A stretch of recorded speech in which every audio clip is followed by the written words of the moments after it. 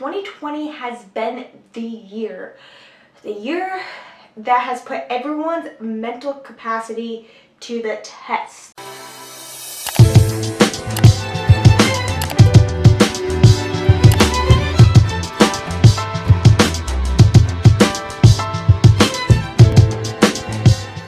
Welcome back to my channel. This is Star Motivation and I'm back with another video.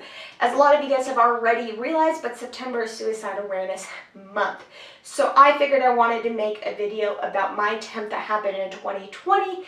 I personally think that sharing this story will connect with a lot more people than having somebody coming on here and be like, yeah, let me share you my attempt story that happened in 2020. Not 2020, 2019, 2018. Yeah, I'm going to connect with a lot of these people because, I know what they're feeling. Wrong.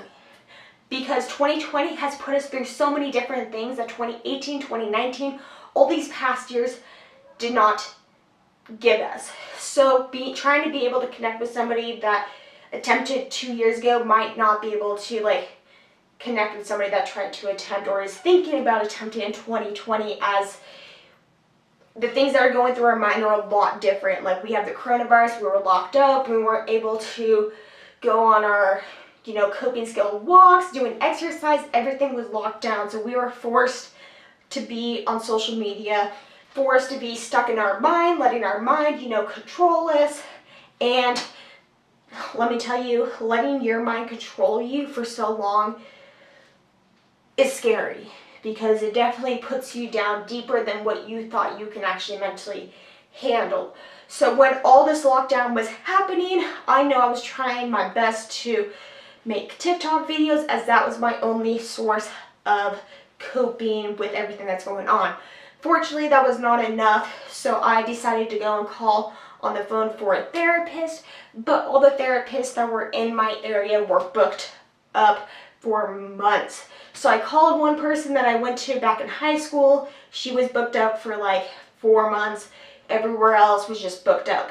So at that point, I decided to go to my primary doctor, because if none of the therapists can help me, there's nothing else for me to do. I had to go to my primary doctor, and let me tell you, I had to work up the courage to be able to go to my primary doctor, because I did not feel comfortable of talking to her. I know that I already had issues with her telling me that I needed to lose weight. She was saying, hey, you're gaining weight, try exercise. So I joined CrossFit, and she said, oh, that was the wrong exercise. You need to do cardio. And I'm sitting there and I'm like, I went and got exercise. I'm working on my body. And so that really made me feel self-conscious about my body image.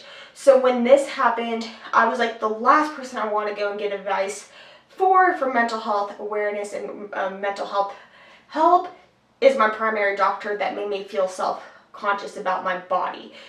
But with 2020, that was the only option for me to do. So I was like, you know what? I'm just so desperate. I need to go and get help. I need anything that can help. So I went and made an appointment, and I was like, you know what? Maybe maybe she's different. Maybe she's different now. Maybe she's more understanding. It's kind of saying hey, maybe things will work out, being positive. Well, she put me on 2 medications, and they're going to be listed right here. It is important to understand that these medications may have worked for other people, but they did not work for me. So just because I'm going to talk negative about these whatever medications, if you ever actually prescribe them, just make sure you guys are paying attention to how your body is reacting. Get a journal. That's what I think the best thing to do is just write down your feelings that you feel each day. And then when you're able to go to your the next week checkup on how the medication is going, you're able to just kind of analyze your notes and be like, oh yeah, I thought I was doing good, but I'm looking at the notes and it's not doing so well. And they're able to help you out as well too. So that's where I went wrong, is that when the week checkup went, and since I just didn't feel comfortable with her in the initial talking to her, she was super distracted when I was saying hey, I need to get mental health help. I can't go and see a doctor. She's sitting there just kind of not focusing on me. So that kind of made me feel not connected to her, not wanting to go and tell her hey, this is how I'm feeling. I feel like I'm getting dizzy, I feel like I'm getting headaches, I feel like I'm getting more angry. Like, I felt like I could not tell her that because she was just not focusing 100% on me. So when the week came, I just was like, yeah, everything's fine. I was just thinking to myself, it needs to get worse before it gets better. No. If you think that when you have medication, just tell your doctor and talk it through. Just be like, you know what?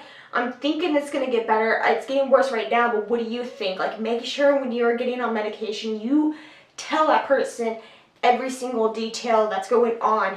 But just like my situation I had, you want to make sure you have somebody you can connect with for that. But with 2020, I didn't have any options. So that also might be your case as well too. So you unfortunately have to put more things onto your plate. I know that you are feeling like you cannot take anything else, but you have to just start writing everything how you're feeling and then determine on your own, being like, if things are getting worse, tell the doctor like, hey, I'm getting off this medication. I do not feel comfortable about doing that. It's almost like we have to become our own doctors, but allow the actual doctor to prescribe the meds. It's on you to be able to determine if it's helping you or not. And in my case, I pretty much was not taking responsibility of paying attention and being able to tell the person completely of what's going on. So I just ignored it. So 2 weeks later goes on and I was on this medication. I want to say 2 to 3 weeks.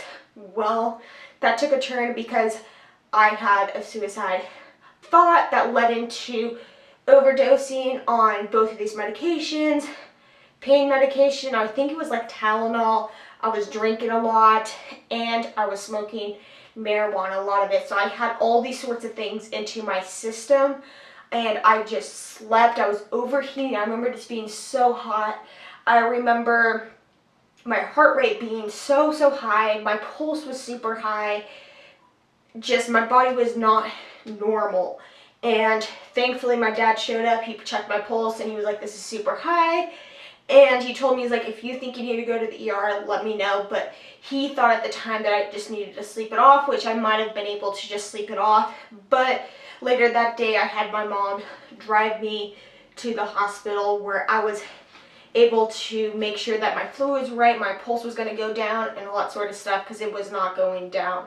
So a lot of these things are vivid, because if I had all these things in my system, it was almost like I wasn't aware of everything that's going on. So I just remember taking all these things, sleeping a lot, and then my dad checking my pulse, and then all of a sudden being like, I need to go to the hospital. That's just all what I remember. And I think this was like within like 2 days. So I had these effects for like 2 days into my system. And so when I was in the hospital, let me tell you that the hospital billed me $4,000. Let me tell you that if you attempt, even if you don't succeed, it's going to be $4,000. 4 and 3 zeros. Thankfully, my insurance was able to cover it, but fortunately, later in that year, I ended up in the hospital again, and that insurance did not cover the second 4,000 whatever payment thing. The insurance was like, yo, too much, you're at the max, you can't, I don't know what happened, but they did not accept it. So that is also why I came on here to share this situation in my personal story, is because I do not want anybody to get into that situation where they have a $4,000 bill and their insurance doesn't cover it.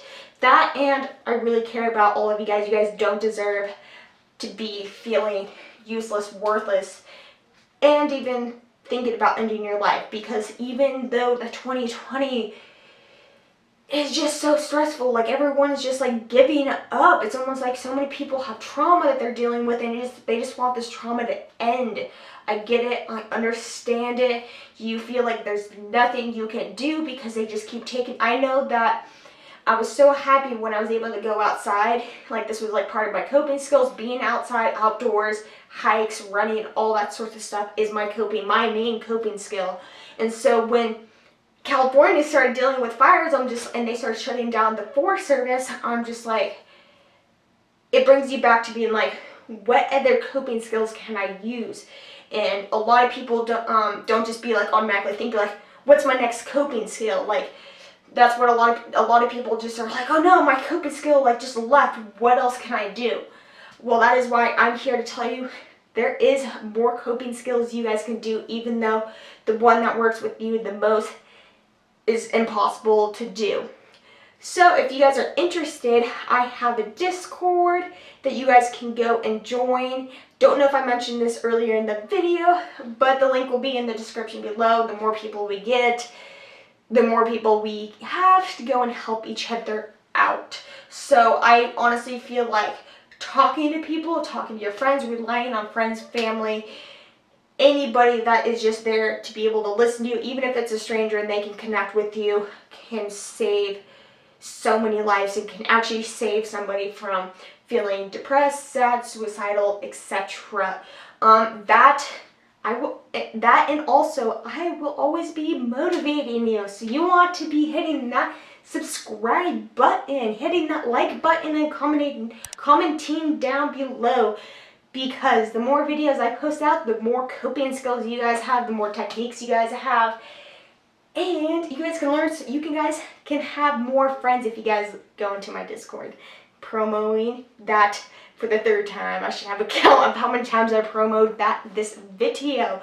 But I just created it, so I just want to make sure I get as many people and I'm able to get your attention on it, because I really think this Discord's going to help. So that is all that I have for this video. But I want to remind anyone that is feeling like you guys need to end your life, do not. You might not see the tunnel right now. You might have been in the tunnel for years and you do not see the tunnel. You do not see the light at the end of the tunnel. You will see it. I was in the tunnel for, I want to say, 5 years. I saw the light. I was able to grab it, and it was like I was sucked back into the tunnel. And then now I'm finally able to see the light, and I'm coming out of the tunnel right now. And I'm getting over everything that I've been dealing with. So hold on to that light when you see it, and then just kind of make sure when you're in your tunnel that you're paying attention to all of your coping skills.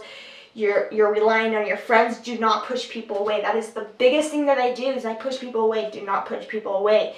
When you're in this tunnel and you cannot think of any of your coping skills, your grounding techniques for anxieties, you need to rely on your friends, and your friends are going to be there to remind you, be like, hey, I know reading a book helped for you. Hey, I know going and making TikTok videos, or if TikTok ever gets banned, I don't know, watching YouTube, watching Netflix always helped you.